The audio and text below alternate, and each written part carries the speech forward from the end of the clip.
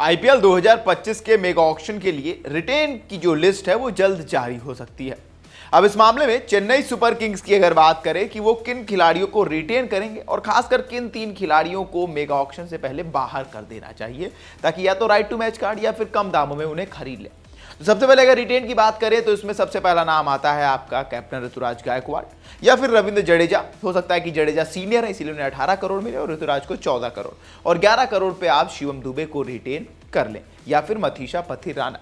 लेकिन कुछ 3 खिलाड़ी हैं जो रिटेंशन लिस्ट में तो आ सकते हैं लेकिन उनको आप बाहर करना भी चाहोगे और चाहोगे हो सकता है कि आपको मेगा ऑक्शन में कम दामों में मिल जाए।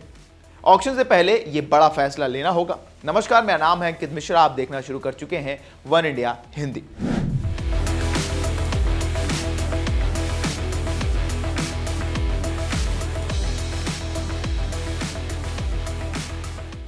चेन्नई सुपर किंग्स अपने प्लेयर्स को बैक करने के लिए जानी जाती है। एक्चुअली में तो अगर इस बार ज्यादा खिलाड़ी रिटेन करने का ऑप्शन होता तो शायद रिलीज करने वाले नाम कम होते, लेकिन मेगा ऑक्शन के कारण ऐसा नहीं होगा।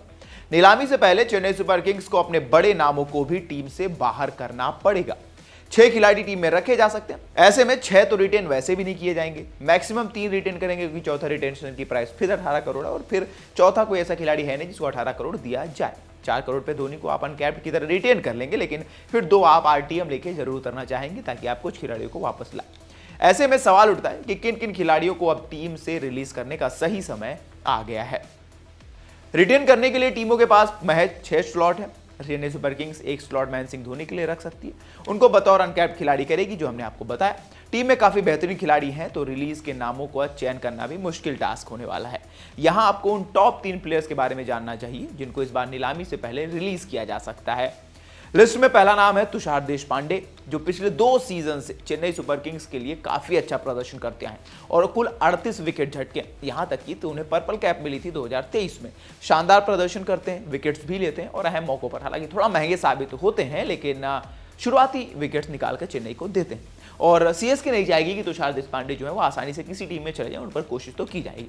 लेकिन तुषार देशपांडे को चेन्नई रिलीज भी कर सकती है क्योंकि 20 लाख रुपए में उनको खरीदा गया था। अब ज्यादा से ज्यादा 4 करोड़, 5 करोड़ या 2 करोड़, 3 करोड़ में वो वापस दोबारा आपको मेगा ऑक्शन में मिल जाएंगे, लेकिन उन पर 14 करोड़, 11 करोड़ या 18 करोड़ खर्च करना बेवकूफ़ी रहेगी। इसीलिए तुषार को यहाँ पर शायद अब रिटेन नहीं किया जाएगा, उनको रिलीज करने पर फैसला लिया जाएगा। अब वो अनकैप्ड भी नहीं क्योंकि उनको जिम्बाब्वे के सामने खिलाया जा चुका था।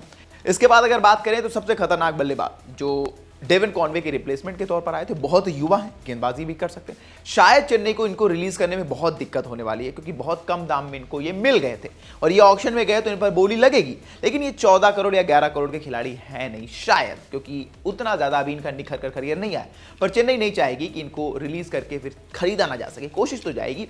इनका नाम है रचिन रविंद्र। चेन्नई सुपर किंग्स ने इनको शामिल किया था लेकिन वो अपना बेस्ट नहीं दे पाए थे। कई बार वो जल्दी आउट होकर पवेलियन लौटे, लेकिन बावजूद उसके उनके अंदर जो पोटेंशियल है, जो बल्लेबाजी करने की कला है, जो स्पिनर्स खेलने की शैली है, जो डेविन कॉनवे के अंदर थी, जो कि चेपॉक के पिच पे जरूरी होता है, इसके तहत चेन्नई सुपर किंग्स जो है इनको शायद रिलीज तो कर सकती है, पर राइट टू मैच कार्ड के तहत हो सकता है कि इनको वापस 4 करोड़, 5 करोड़, 6 करोड़ या जितने पे भी आए उससे 1-2 करोड़ ऊपर पे इनको खरीद ले, पर रिटेन तो करना नामुमकिन सा नजर आता है रचिन रविंद्र को लिए।